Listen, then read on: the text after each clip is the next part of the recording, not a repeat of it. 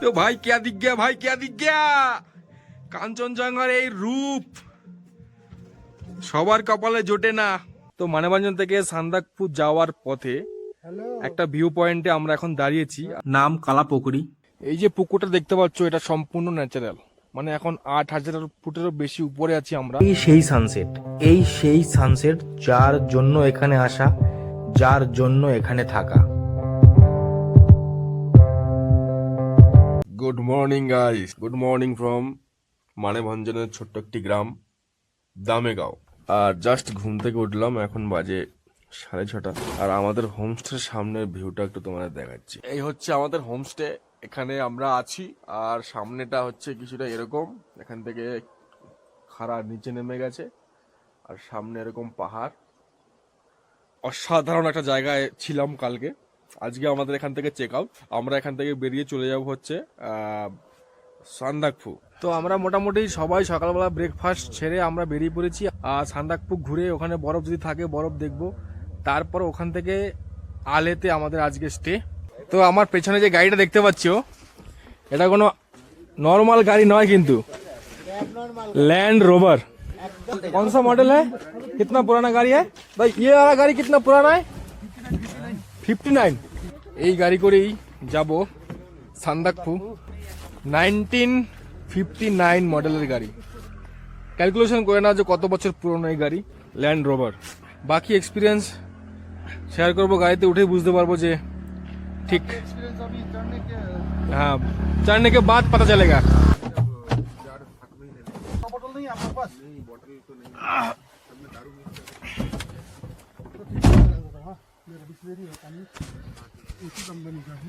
चलो गाड़ीতে উঠে পড়লাম।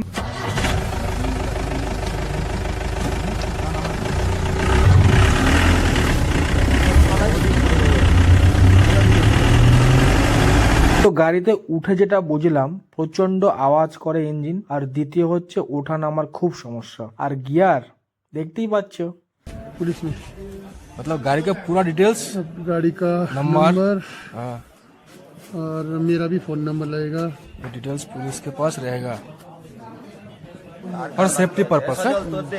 তো গাইজ, মানেভঞ্জন থেকে সান্দাকফু যেতে হলে এখানে এসে টোটালি ডকুমেন্টস দিয়ে পুলিশ ক্যাম্পে দিয়ে যেতে হবে ফর সেফটি পারপাস। আর যে গাড়িটা আমাদের সাথে যাবে তার নাম্বার, তার গাড়ির নাম্বার, তার নাম সব কিছু এখানে জমা দিয়ে এখান থেকে সান্দাকফুর উদ্দেশ্যে রওনা দিতে হবে। আর সান্দাকফু যাওয়ার জন্য এখানে এতগুলো ল্যান্ড রোভার রয়েছে, মানে ল্যান্ড রোভার ইন্ডিয়াতে যা রয়েছে তার সবগুলোই এখানে রয়েছে, যার কারণে এই জায়গাটাকে ল্যান্ড অফ ল্যান্ড রোভার বলা হয়। তো জায়গাটা হলো সিঙ্গালীলা, এখান থেকে ল্যান্ড রোভার গাড়ি ভাড়া করতে হয়। আমাদের থেকে গাড়ি ভাড়া নিল 8,800 টাকা। মানে এখান থেকে তুলবে, কালকে আবার এখানেই নামিয়ে দিয়ে যাবে। এখান টু এখান 8,800 টাকা। তো গাইজ, মানেভঞ্জন থেকে বেরিয়ে ডাইরেক্ট আমরা চলে এসেছি চিত্রে মনেস্ট্রি। আজকের দ্বিতীয় দিনের প্রথম সাইট সিন। আমার পেছনে যে মনেস্ট্রি দেখতে পাচ্ছ, মনেস্ট্রি, এটা হচ্ছে আজকের আমাদের প্রথম সাইট সিন। আর এখানে একটা মূর্তি রয়েছে, অনেক বড় একটা বুদ্ধ মূর্তি রয়েছে। পেছনে রয়েছি, সামনে গিয়ে দেখাচ্ছি। এই হলো মূর্তি, হচ্ছে নিচের যেটা মানে কি ভিত বলে সেটা। আর আমি চলে এসেছি সামনে। বিষয়টা হচ্ছে রোদটা এখন পেছনে রয়েছে বুদ্ধদেবের, তাই ঠিক হয়তো কতটা কভার হচ্ছে বুঝতে পারছি না, কিন্তু দারুণ দারুণ ব্যাপার। এখানে উনি মনে হয় বুদ্ধদেবকে প্রদক্ষিণ করছেন। আমার পেছনে চিত্রি মনাস্ট্রি, আর তার পাশেই বড় এক বৌদ্ধ মূর্তি রয়েছে। আর আমার সামনে ভিউটা কিছুটা এরকম।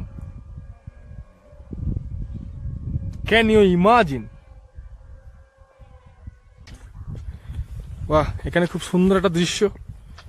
এই জলটা পড়ছে না, এটা দেখতে খুব সুন্দর। বড় বড় ছোট ছোট মাছ রয়েছে, কালারফুল, বড় ছোট অনেক কালারিং মাছ রয়েছে এখানে।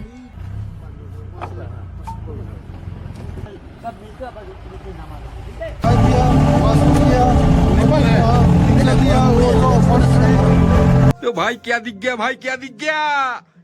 কাঞ্চনজঙ্ঘার এই রূপ সবার কপালে জোটে না। তো মানেভঞ্জন থেকে সান্দাকফু যাওয়ার পথে একটা ভিউ পয়েন্টে আমরা এখন দাঁড়িয়েছি। আর এখান থেকে কাঞ্চনজঙ্ঘার যা দৃশ্য দেখা যাচ্ছে, যা ভিউ দেখা যাচ্ছে, সেটা ভাষায় বর্ণনা করা খুব কঠিন। পেছনে আমার দেখতে পাচ্ছ হয়তো একদম স্পষ্ট বড়, বিশাল বড় আকারের কাঞ্চনজঙ্ঘা দেখা যাচ্ছে, পুরো সাদা বরফে ঢাকা। আরো তো আমরা উপরে যাব, আরো ভালো ভালো ভিউজ পাবো, কিন্তু এখান থেকেই আমরা যেটা দেখতে পেয়েছি তাতেই মন প্রাণ দুটোই জুড়িয়ে গেছে। তো সান্দাকফু যেতে যেতে আমরা আরো একটা জায়গায় দাঁড়িয়েছি লাঞ্চ খাওয়ার জন্য। এটা হচ্ছে টাইম কি লেখা আছে, ম্যাগনোলিয়া রেস্টুরেন্ট এন্ড হোমস্টে। আর এখানে মানে এখানে বলতে কি এই জায়গাটা নেপালের মধ্যে পড়ে। নেপালে আছি আমরা, নেপালের থেকে আমাদের ভারতের 15 মিনিট ডিফারেন্স টাইমে। আমরা এখানে এখন খাবো, থুপ্পা অর্ডার দিয়েছি, এখানকার একটা লোকাল ডিশ। এখান থেকে মোটামুটি আরো 14 কিলোমিটার মতো সান্দাকফু। Lunch ready. এটা আসলে এখানকার লোকাল ম্যাগি, মোটা, আমাদের ওখানকার থেকে মোটা, সেদ্ধ করা থাকে, তার মধ্যে স্যুপ দিয়ে, আর চিকেন খেলে চিকেন, ভেজ খেলে ভেজ। তো আমরা চিকেন থুপ্পাই নিয়েছি। আচ্ছা, এই রাস্তার ওই পারে যেহেতু মিলিটারি ক্যাম্প রয়েছে ইন্ডিয়ান, তো ওটা তো ইন্ডিয়া আর এটা নেপাল। বাহ, মানে বেসিক্যালি নেপাল এরিয়া হচ্ছে। এই রেস্টুরেন্টের সামনে দিয়ে একটা রাস্তা গেছে, রাস্তার ওপারে হচ্ছে ভারত, এপারে হচ্ছে নেপাল। আমরা এখন বসে আছি, মানে খাচ্ছি নেপালে, গাড়িতে উঠবো ভারতের গাড়িতে, আবার একটু এগিয়ে গেলে আবার ভারতের মধ্যে ঢুকে যাবো। বাহ, নেপাল ভারত, নেপাল ভারত হতে হতে আমরা যাচ্ছি। যাওয়ার পথে একটা জায়গায় দাঁড়িয়েছি চা খাওয়ার জন্য, আর এখানে वो अभी वीडियो वायरल हो रहा है ना, লোকাল একটা ওল্ড মগের ব্র্যান্ড পেয়েছি। এটা ওল্ড মং নয়, এটা ওল্ড মগের বোতলে রেখেছে, তো হালকা করে একটু টেস্ট করা যাক, এর টেস্ট কেমন। कैसन बा जूस जूस जूस ये की है? फ्रूट जूस है, फ्रूट जूस है ऐसा। इसमें अल्कोहल होता है? नहीं ना, अल्कोहल नहीं है ना? ना ना, अल्कोहल नहीं, विदाउट शुगर। शुगर दे दिए क्या? अरे ना, এটা ये अल्कोहल नहीं। किससे बनाया जाता है ये? फूल का। अच्छा, रोडोडोडन का फूल, उसको ये बॉटल ये मतलब पुराना रखना पड़ता है, जमा के क्या होता है? रखना पड़ता है आपका कितने साल? 1 महीना। 1 महीना का। अच्छा, 1 महीना। ये तो 1 साल 2 साल रखने भी होगा। इसका बोतल ब्लैक टी। चलो हम थोड़ा चाय पी लेते हैं ओल्ड मॉक के बाद। কি দারুণ না, পাহাড়, পাহাড়ি রাস্তা, সামনে কাঞ্চনজঙ্ঘা, আর হাতে 1 কাপ চা।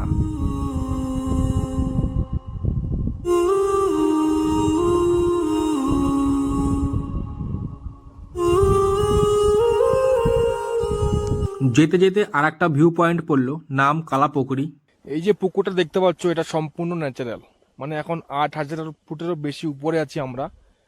আর এখানে একটা ন্যাচারাল লেক রয়েছে, এখানকার লোকে এটাকে বলে কালাপুকুরি। কালাপুকুরি মানে হচ্ছে কালা মানে কালা, কালো, আর পুকুরি মানে পুকুর। এখানকার জলটা একটু কালো কালো, যার কারণে এই পুকুরটার নাম দেওয়া হয়েছে কালাপুকুরি। আর এখানে এত ধর্মীয় বৌদ্ধ ধর্মের যে ফ্ল্যাগগুলো হয় সেগুলো টাঙানো রয়েছে চারোদিকে, মাঝখানে। এর একটা কারণ হচ্ছে গিয়ে এই জলে হাত দেওয়া বা এই জলে নামা বারণ। বৌদ্ধ ধর্মের মতে এটা একটা ধর্মীয় স্থান, হ্যাঁ, পুণ্যস্থান, যার কারণে যারা এখানে ট্যুরিস্ট আসে তাদের এখানে নামা, জলে হাত দেওয়া বারণ। এই জায়গাটা শুধু নিচু, আর এখানে পাথর দিয়ে মানে পাঁচিল টাইপের করা, আর ওইদিকে তো খাড়া, ওখান থেকে নামার কোনো প্রশ্নই ওঠে না। আর এখানে অনেকে এই সুন্দর সুন্দর পাথরগুলো মানে দাঁড় করিয়ে রেখে গেছে, মানত করে অন্য কিছু কারণে। এই হচ্ছে কালপুকুরি। এখানে নামা বা এখানে জলে হাত দেওয়া সম্পূর্ণভাবে বারণ। কালো জল, যার কারণে এর নাম হচ্ছে কালাপুকুরি। এখানে অল্প কিছু শাপলা পাতার মতো কিছু রয়েছে। এই কালাপুকুরির ঠিক উল্টো দিকে এরকম খাড়া খাই। এখান থেকে ওরে ওরে ওরে ওরে ওরে ওরে ওরে সোজা নিচে নেমে গেছে খাই একদম। কালাপুকুরি দেখা শেষ হলে আবার 1959-এর দৈত্যে করে, দৈত্যের গোংরানি শুনতে শুনতে কখনো উপরের দিকে উঠতে উঠতে, কখনো আবার নিচের দিকে নামতে নামতে, কখনো আবার জঙ্গলের মধ্যে দিয়ে, কখনো আবার এরকম কোনো রাস্তা ছাড়াই পাহাড়ের উপর দিয়ে চললাম। দৈত্য এই কারণে বলছি ভাই, এই রাস্তায় এই গাড়ি ছাড়া কারোর পাপের সাধ্য নয় চলা। একটা খাড়া ডেঞ্জারাস রাস্তা। সেকেন্ড হচ্ছে কোনো রাস্তা বলে কিছু নেই, সব ইট পাথর, মানে ইট পাথর তো নয়, মানে পাহাড়ের যে টুকরো টুকরো পাথর ভেঙে পড়া থাকে সেগুলোর উপর দিয়ে গাড়ি বিন্দাস চলে যাচ্ছে গোদ গোদ গোদ গোদ করতে করতে। কখনো ডান দিকে কাটা যাচ্ছে, কখনো বাদিকে, মনে হচ্ছে এই চলে যাচ্ছি খাদে, এই চলে যাচ্ছি খাদে। উফ, কি রাস্তা মারি, পুরো ডেডলি রোড, ডেঞ্জারাস ব্যাপার স্যাপার। পরান হাতে নিয়ে আমরা আলটিমেটলি পৌঁছলাম আলে। তো আলটিমেটলি আমরা অলমোস্ট 8-10 ঘন্টার ঝাঁকুনি খেয়ে খেয়ে এই যে পৌঁছলাম আল সান্দাকফুতে। এখানে আজকে আমরা থাকবো আর সান্দাকফুটা এক্সপ্লোর করব কালকে ফেরার পথে।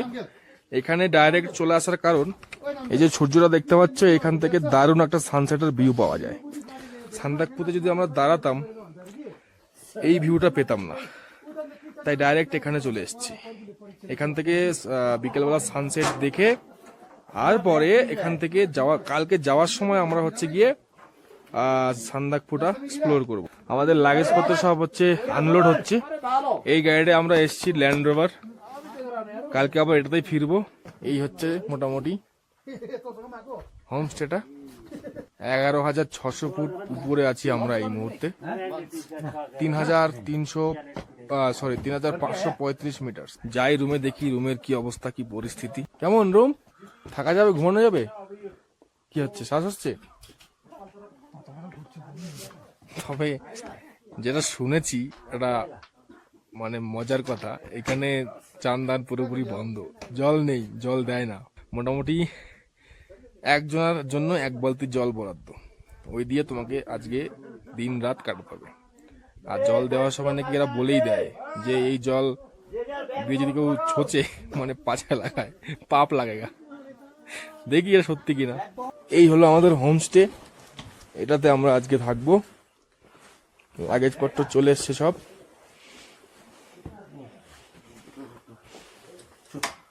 কই লাইট দেয়নি, এখন পরে দেবে।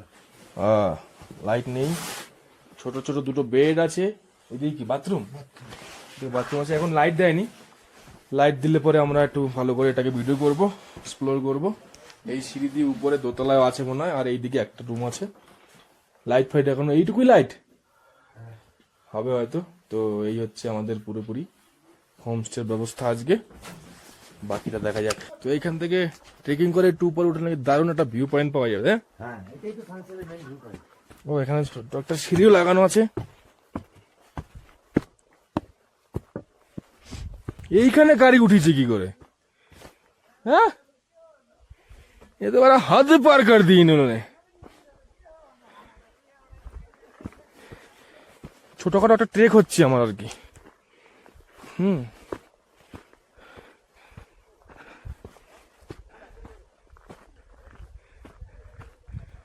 ও ও ও, এখানে লোক তো আগে থেকেই আছে।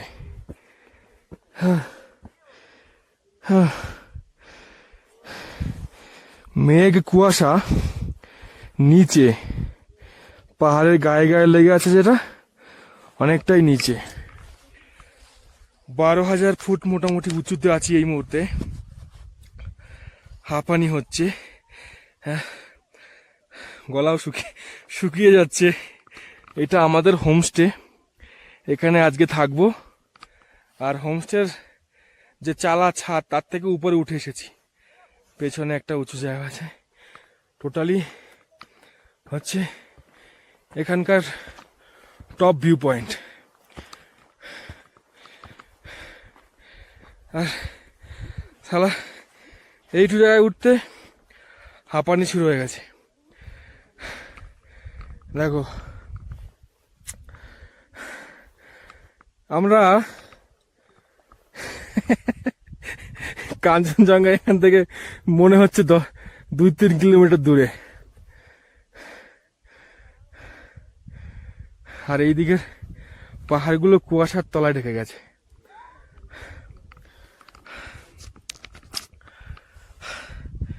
ক্যামেরায় কতটা আসছে জানি না, আমার পেছনে কাঞ্চনজঙ্ঘা স্পষ্ট দেখা যাচ্ছে। আর আজকে এইখানে তাড়াতাড়ি চলে আসার মেইন কারণ হচ্ছে সানসেট ভিউটা ক্যাপচার করার জন্য। আমরা আসলে রাস্তায় বেশি বেশি লেট করে ফেলেছি। সান্দাকপুতে যদি আজকে থাকতাম তাহলে এইখানকার সানসেট দেখতে পেতাম না, তাই ডাইরেক্ট এখানে চলে এসেছি। এখানে আজকে থেকে কালকে সকালে এখান থেকে নামার সময় তখন আমরা হচ্ছে সান্দাকপুতে যে ভিউ পয়েন্টগুলো আছে সেটা দেখে তারপরে নামবো। এই সেই সানসেট যার জন্য এখানে আসা, যার জন্য এখানে থাকা।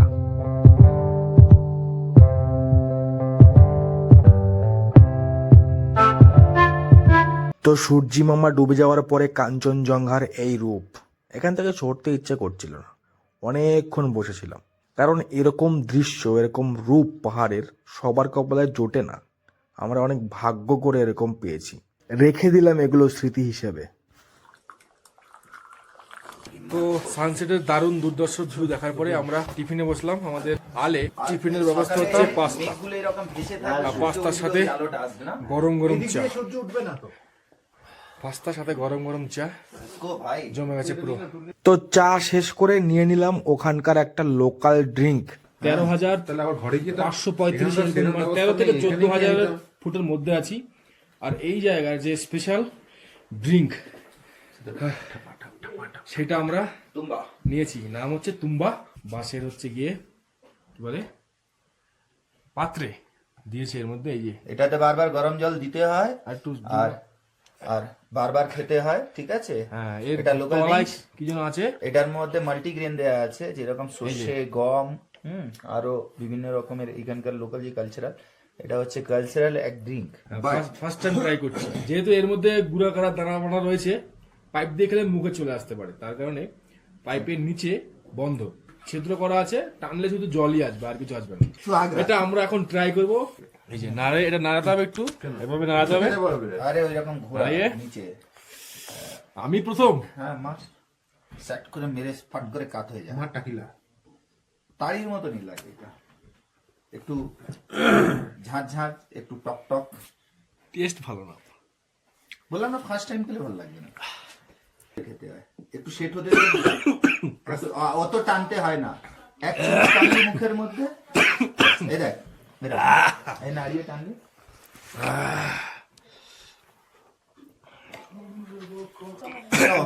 হাতেই গ্লাভস। ওভারঅল ঠিক আছে। নতুন জিনিস খেতে একটু তো প্রবলেম হতেই পারে, স্বাভাবিক। কেমন ওই দেখ মাল ফেলতে যাচ্ছে, পুরো তার কেটে গেছে। সারাদিন অনেক ছোটাছুটি, অনেক জার্নি, অনেক লাফালাফি, অনেক কিছু দেখা। এবার ডিনারের পালা। বাস আরে লাগলে দেবে। আমার এটাই ডিনার। খেয়ে বিছানার মধ্যে ঢুকতে পারলে বাঁচি, যা ঠান্ডা লাগছে এখন ভয়ঙ্কর। আর যেহেতু নেট নেই এখানে, টোটালি নেটওয়ার্ক আউট, টেম্পারেচারও দেখতে পাচ্ছি না। হাইট এখানকার 13,535 ফুট। সেগুলো ডাইরেক্ট বিছানার মধ্যে। আজকের মতো আমাদের যা ঘোরাফেরা, খাওয়া দাওয়া, যা কিছু করা সব শেষ, কমপ্লিট। এখানে আবার কাল থেকে শুরু হবে। Good night.